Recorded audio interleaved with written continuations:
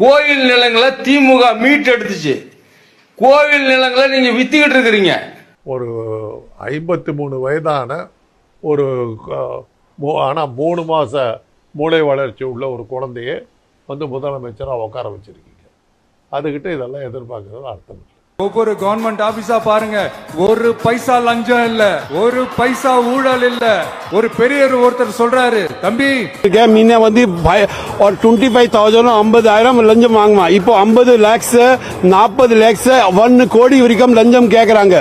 நம்ம போல ஆள விஜிலன்ஸ்க்கு கம்ப்ளைண்ட் பண்ணுவான்னு சொல்லிட்டு பயந்துட்டு என்ன பண்ணாங்க, இப்போ அந்த லஞ்சம் கோல்டு பிஸ்கெட்ல வாங்கிட்டு ஸ்டார்ட் பண்ணிட்டாங்க. மீன்பிடி இடைக்கால தடை. ஆமாம், மீன்பிடி இடைக்கால தடையில் கன்னியாகுமரியில் சொல்கிறாப்புல, இது வரைக்கும் உங்களுக்குலாம் 8,000 ரூபா தந்தாங்க, நாங்கள் ஆட்சிக்கு வந்தால் 20,000 ரூபா தருவோம்னு. ஏன் 8,000 ரூபா தந்தாலே தமிழ்நாடு கடன் ஆயிடுச்சுங்கிறீங்க? 20,000 ரூபா தந்தா எங்கேருந்து எந்த ஊர் காசுலேருந்து எடுத்துரும்? ஆந்திராலேருந்து வாங்கிடுவியா? இவருடைய சொந்த பணத்துலேருந்து எடுத்து கொடுப்பாரா? கொடுக்க மாட்டார். இவர் சொந்த பணத்தில் ஃப்ளைட்டில் கூட போகிறது கிடையாது. அதுவே ஆதவர்ஜுனா காசு தான். நீ கேட்ட ஒவ்வொரு கேள்வி என்ன செருப்பால அடிச்ச மாதிரி இருக்குடா. மாதிரி இல்ல, உண்மையிலே செருப்பால தான் அடிச்சேன். சரி, ஃபீல் பண்ணாத. இப்போ நமக்கு கர்நாடகத்துக்கு அனுப்பி வச்சிருக்கேன். காவேரிய கையோட அள்ளிக்கிட்டு தமிழ்நாட்டுக்கு கொண்டாந்துவா சார். இவன் கில்லி சார். அண்ணா, நீங்க தானே வேட்டைக்காரன். நான் அடிச்சா தாங்க மாட்டேன், 4 மாசம் தூங்க மாட்டேன். நீங்க தானே பாட்டுனீங்க. போங்கண்ணே, போய் பாடுங்கண்ணே. ஏன்னா ஓடுங்கண்ணா, கர்நாடகத்தை வேட்டைக்காரன் போய் வேட்டையாடுங்கண்ணா.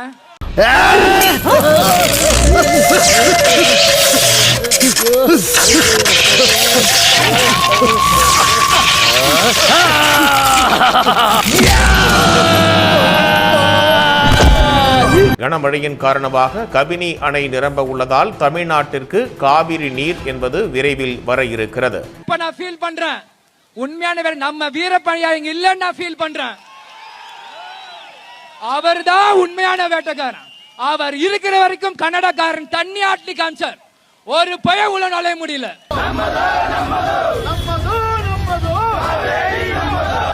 இவன் மட்டும் வேதாவை பார்த்தான்னு வச்சுக்க, அப்படியே பேண்ட்ல டர்ன்னு ஒண்ணுக்கு இருந்துருவான். நீர்பிடிப்பு பகுதிகளில் தொடர்ந்து கனமழை பெய்து வரக்கூடிய நிலையில் அணைகளினுடைய நீர்மட்டம் என்பது தொடர்ந்து உயர்ந்து வருகிறது.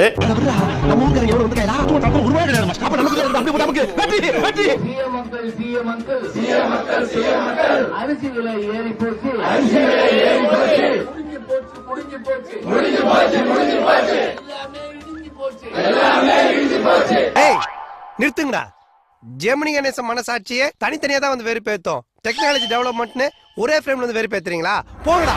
ரூட் மாஃபியான்னு ஒண்ணு இருக்கு அப்படின்னு சொல்றதெல்லாம் யாருமே காது கொடுத்து கூட கேட்கல. இப்ப நார்த் இந்தியால போயிட்டு பிஎம் போஸ்டுக்காக அண்ணன் ரூட் மாஃபியா வச்சு நார்த் இந்தியால வேலை நடந்துட்டு இருக்கு. பையா ஐயா, விஜய் தளபதி நீட்டு ஒழிச்சிட்டார். நீட்டு சும்மா அடிச்சு விடுறா. நீட்டு ஒழிச்சிட்டார். தமிழ்நாட்டுல நீட்டு இல்ல. இங்க இருந்து எந்த மடப்பைய அங்க போய் செக் பண்ண போறான், படிக்க போறான். நீ அட்றா. நீ எல்லாம் ஒரு மனுஷன். வேலு பார்த்து பேசியா, நான் ஒரு நாட்டாம. அதுக்கு நீ காலை நீட்டாம இருந்திருக்கணும். ஒரு சில வீடியோஸ்லாம் ஹிந்தில இருந்தது இப்ப தமிழ்ல டப் பண்ணி போட்டுட்டு இருக்காங்க. இந்த மாதிரி தான் இப்போதைக்கு தமிழகம் இருக்கா? உண்மையா இது?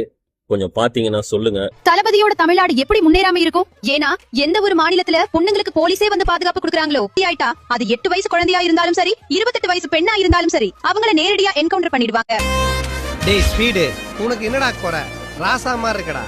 நிச்சயமா நீ கோடி கோடியா திருடுவடா. விஜய் தளபதியோட இந்த முடிவு மோடிஜியோட நண்பர் முகேஷ் அம்பானிக்கே வேர்க்க வச்சிருச்சு. இனிமே ஜியோ சிம் ரீசார்ஜ்களை ₹1 அதிகமானாலும் தமிழ்நாடு முழுக்க ஜியோ சிம்மையே பேன் பண்ணிடுவோம்னு சொல்லிட்டாரு. இந்த மக்களோட தலைவிதியவே மாத்த போறவன் நீ. விஜய் தளபதி இப்போது இந்துக்களுக்காக என்ன செய்திருக்கிறார் என்றால், இனிமேல் கோவில்களின் காணிக்கை பெட்டிகள் கோவில்களில் அல்லாமல் பள்ளிகளிலும் மருத்துவமனைகளிலும் வைக்கப்படும். இதனால் பணப்பற்றாக்குறையால் யாருடைய படிப்பும் மருத்துவமும் தடையின்றி நடக்கும். இவர்தான் உண்மையான முதல்வர். I think you are a man of destiny. Tamil மக்கள் என்ன ஒரு அதிர்ஷ்டம் பண்ணிருக்காங்க. இனிமே தனியார் மருத்துவமனையில யாராவது இறந்தா அவங்க கிட்ட இருந்து எந்த பில்லும் வாங்க மாட்டாங்க. எந்த பணமும் வாங்காம உடலை அவங்க கிட்டயே ஒப்படைச்சிருவாங்க. அதனால முதலமைச்சர்னா அது தளபதி விஜய் மாதிரி தான் இருக்கணும். Smartest youngest CM hey in India. CM Thalapathy. we need Thalapathy CM in Bihar. ருக்கோ செய்யணும்னு நினைச்சா செய்வின மட்டும் தான் செய்வேன்.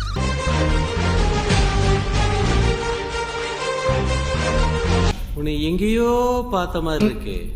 இந்த கள்ள நோட்டு அடிக்கிறத ஐடியா முதல்ல யாருக்கு வந்தது? அவங்கதான் மேடம். அவளுக்கு வரதுக்கு சான்ஸ் இல்ல. கள்ள நோட்டுல அடிச்சிருக்காங்க. ஆளை பார்த்தா டம்மி பீஸா இருக்க, பயங்கரமான ஆளா இருக்கேடா. எங்க அப்பா ஒரு டைரக்டர். எங்க அப்பாவும் டைரக்டர். என்னோட ஃபர்ஸ்ட் படத்தை எங்க அப்பா தான் எடுத்தாரு. என்னோட ஃபர்ஸ்ட் படத்தையும் எங்க அப்பா தான் டைரக்ட் பண்ணாரு. பயமா இருக்கா? இதுக்கப்புறம் இன்னும் பயங்கரமா இருக்கும். என்னோட ஃபர்ஸ்ட் படத்தை பார்த்து இதெல்லாம் ஒரு மூஞ்சா எல்லாரும் அசிங்கப்படுத்தினாங்க. என்னோட ஃபர்ஸ்ட் படத்தையும் பார்த்துட்டு இதெல்லாம் ஒரு மூஞ்சான அசிங்கப்படுத்தினாங்க.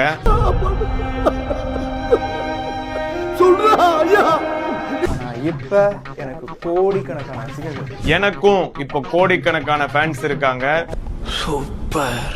ஸ்டார்டிங்ல நான் ரஜினி சார் மாதிரியே நடிக்கிறேன்னு சொல்லி சில பேர் சொல்லுவாங்க. நானும் ரஜினி சார் மாதிரியே பண்றேன்னு சொல்லுவாங்க. இனிமே இந்த ஊர்ல ஒத்தனை கூட நிம்மதியா தூங்க விட மாட்டேன்டா. வைக்கிறேன் ஆப்பு. இவர் தான் எனக்கு போட்டி. இவருக்கும் எனக்கும் தான் போட்டி. ஆனா இவரோட படம் ரொம்ப நாளா வரல. இவரு படம் வந்து ரொம்ப நாள் ஆச்சு. இந்த இடம் தான் தெரியல இடம். மனசை தேத்திக்கங்க, பயந்துறாதீங்க. ஏன்னா ஒரு ஹீரோயினோட சேர்த்து வச்சு பேசுறாங்க. என்ன எல்லா ஹீரோயினோடையும் சேர்த்து வச்சு பேசுவாங்க. அப்படியா? ரொம்ப சந்தோஷம். நான் ஒய்ஃபோட இல்ல, டிவோர்ஸ்க்கு அப்ளை பண்ணிட்டேன். இப்போ நானும் ஒய்ஃபோட இல்ல, டிவோர்ஸ் அப்ளை பண்ணிட்டேன். எனக்கு கல்யாணம் ஆகி 2 குழந்தை இருக்கு. எனக்கும் கல்யாணம் ஆகி 2 குழந்தை. அது விளையாடுறதும் போகவே இல்லப்பா. நான் ஆடியோ லான்ச்ல பேசினாலே அது வைரல் ஆகும். நான் ஆடியோ லான்ச்ல பேசினாலே அது கான்ட்ரோவர்சி ஆகும். நான் அரசியலுக்கு வந்து சிஎம்ஏ ஆயிட்டேன். ஏன் நாங்கெல்லாம் அரசியலுக்கு வரக்கூடாதா? சிஎம் ஆக கூடாதா? கரெக்டா அங்கேயே துப்பிட்டானே.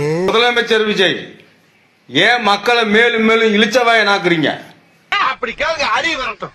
ஒரு மினிஸ்டர் வக்கீல் பதவிக்கு, அதாவது அரசாங்க உதவி வக்கீல் பதவிக்கு கோடிக்கணக்கில் லஞ்சம் வாங்குறான்.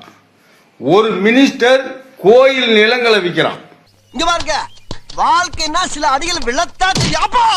நீங்க 200 யூனிட் கரண்ட்னு சொல்லிட்டு மின்சார கட்டணத்தை ஏத்திட்டீங்க.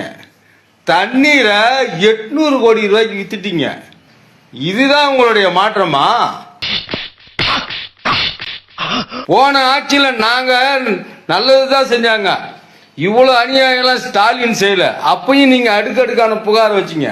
நிர்வாகம் பண்ண தெரியலன்னா பதவி விலகிடணும். அதுதான் நிர்வாகத்துக்கு அழகு. காவல்துறை அதிகாரிகளுக்கு சுழற்சி முறையில் ஒரு நாள் விடுமுறைங்கிறது ஆல்ரெடி இருக்கு.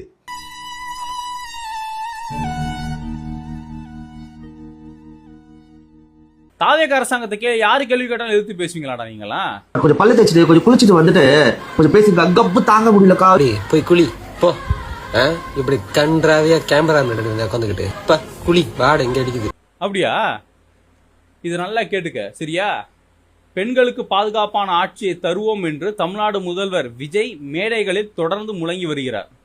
ஆனால் தற்போதைய அரசின் உண்மை நிலையையும் நிர்வாகமும் அதற்கு முற்றிலும் வேறாக அல்லவா இருக்கிறது அப்படின்னு விக்டோரியா கௌரி அப்படின்னு உயர்நீதிமன்ற மதுரை கிளை நீதிபதி கேள்வி கேட்டிருக்காங்க. எங்க இங்க போய் பேசி பார்ப்போம். ஆல்ரெடி மாற்றம் ஸ்டார்ட் ஆச்சு. இவ்ளோ காட்டலாம் ஓகேல உங்களா? அடி தேடி எடுத்த திருமகளே, மாற்றம் வேணும் மாற்றம் வேணும் எதாடி கேட்ட? திறந்து காட்டுறதாடி மாற்றம்.